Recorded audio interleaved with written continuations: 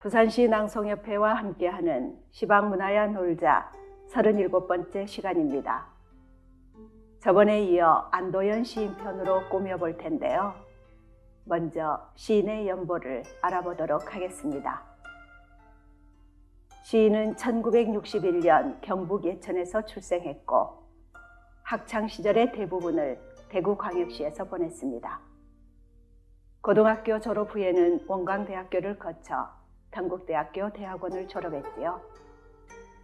1981년 대구 매일신문 신춘문예에 낙동강이 당선되면서 등단하였고 1984년에는 서울로 가는 전봉준이 동아일보 신춘문예에 당선되었습니다. 1985년부터 전북 이리중학교의 국어교사로 근무하다 1989년 전국교직원 노동조합에 가입한 것이 드러나 해직되었고 전북 장수 산서고등학교로 복직되어 1997년까지 근무했습니다. 그 후 단국대학교 대학원 문해창작과를 졸업한 뒤 2004년 우석대학교 문해창작과 교수로 부임했고요. 현재는 단국대학교 문해창작과 교수로 재직 중입니다.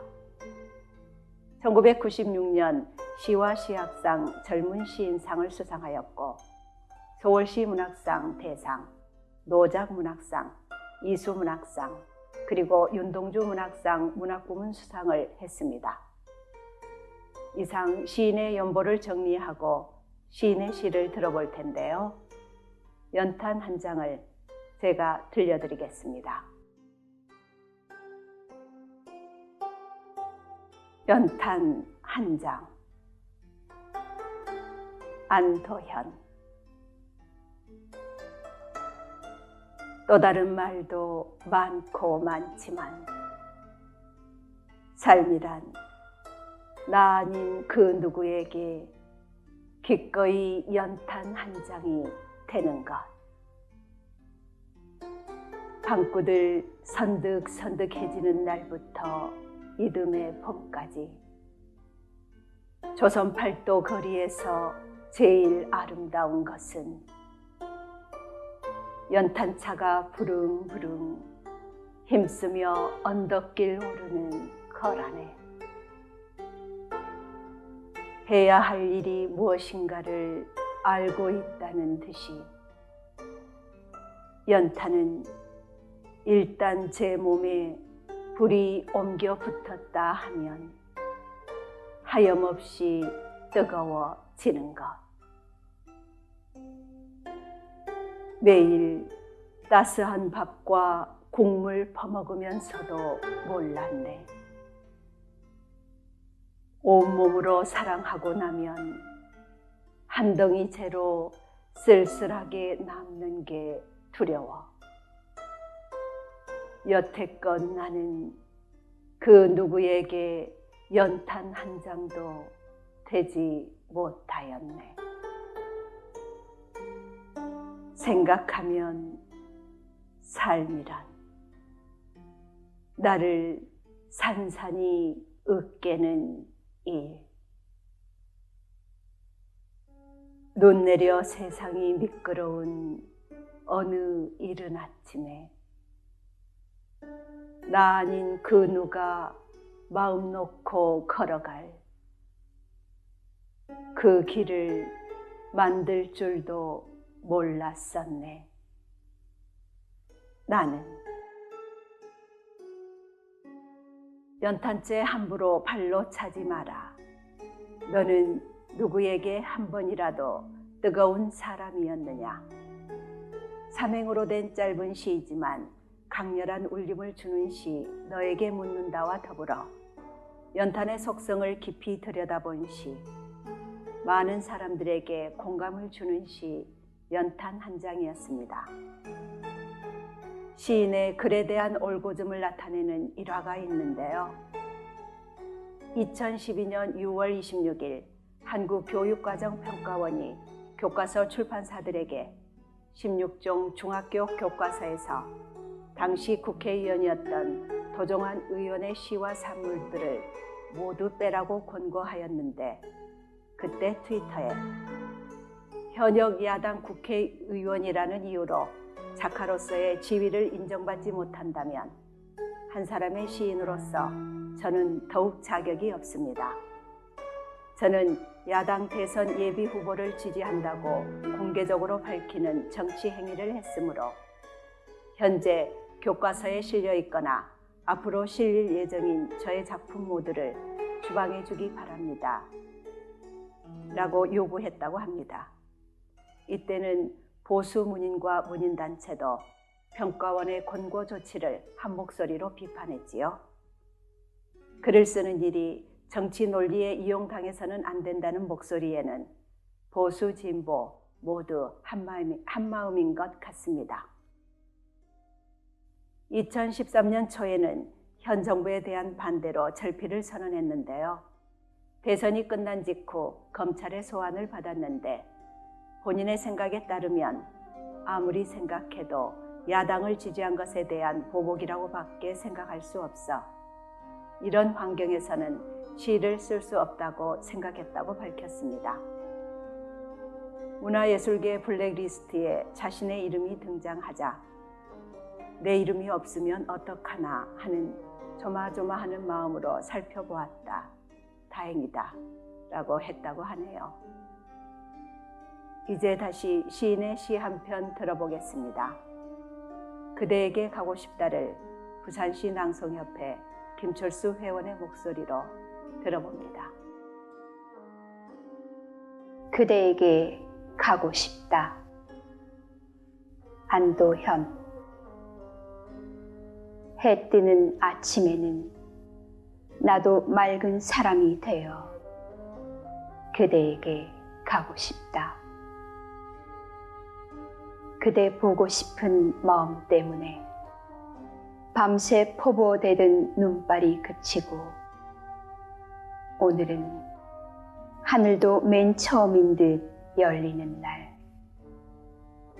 나도 금방 헹구어낸 햇살이 되어 그대에게 가고 싶다. 그대 창가에 오랜만에 볕이 들거든. 간밤 어둠 속에서 캄캄하게 뛰어보낸 내 그리움으로 여겨다오. 사랑에 빠진 사람보다 더 행복한 사람은 그리움 하나로 무장무장 가슴이 타는 사람 아니냐.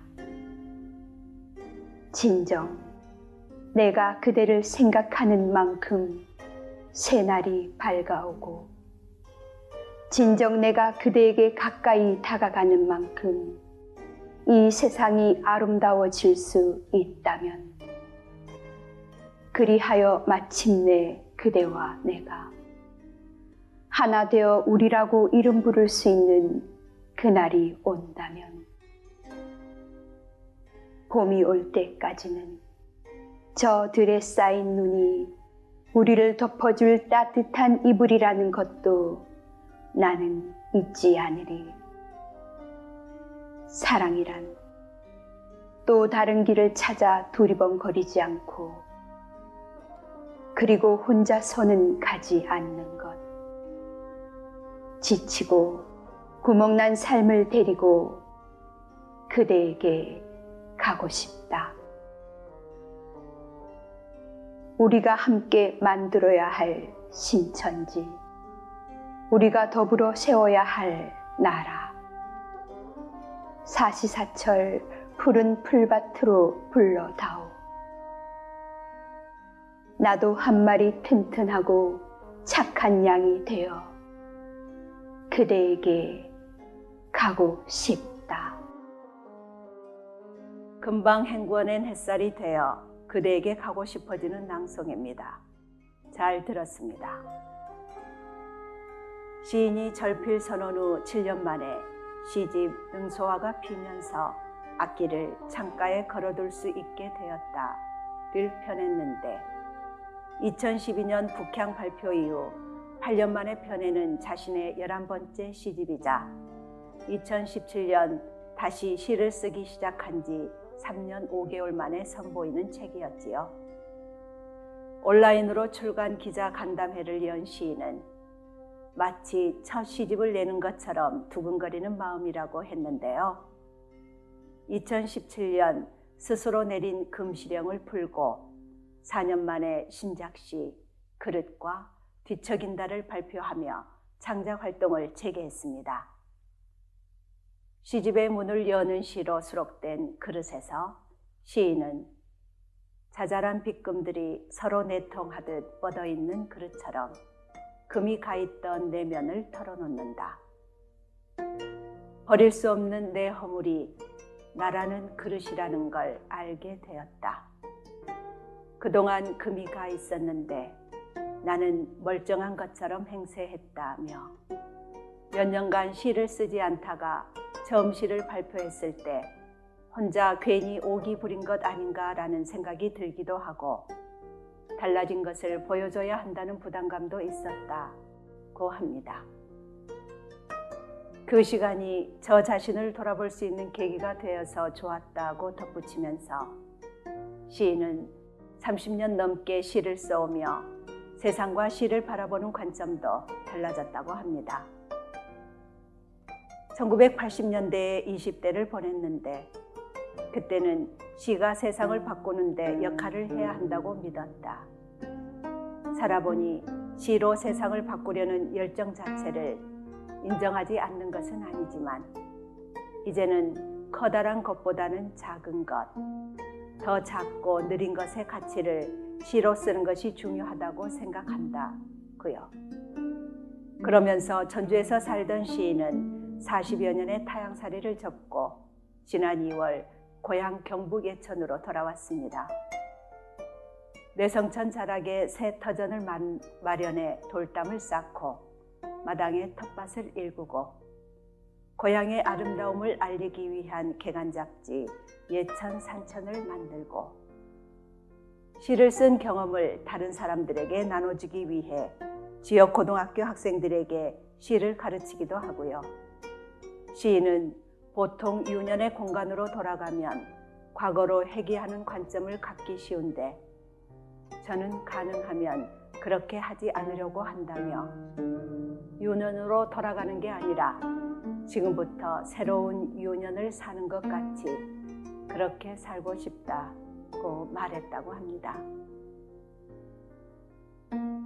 이제 두 번에 걸쳐 알아본 시방문화야 놀자 안도연 시인 편을 마무리하겠습니다.